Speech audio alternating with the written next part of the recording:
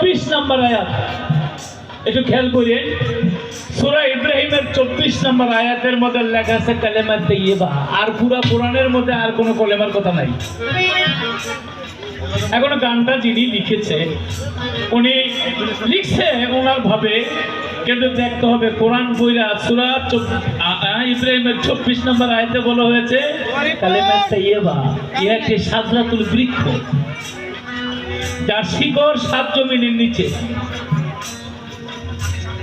বিস্তৃত, যার ডালপালা 7 আসমানে বিস্তৃত। আচ্ছা, এক আসমান থেকে আরেক আসমান যাইতে 500 বছরের রাস্তা, তাহলে 7 আসমানে কত বছরের রাস্তা? 5 7 35 নাকি? 500 বছর হইলে 3500 নাকি? আবার কোন কোন মতে বলা হয়েছে এক একটা নূরের পর্দা হইতে আরেকটা নূরের পর্দা 500 বছরের রাস্তা।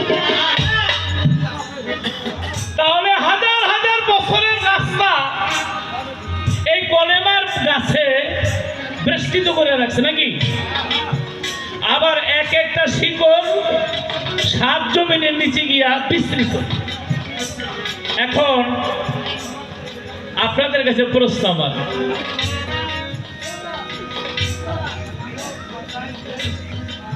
এই যে গানের সময় এইভাবে চা দিয়ে না বাবা, যে এইভাবে দিলে তো গান খাইবেন না চা খাইবেন?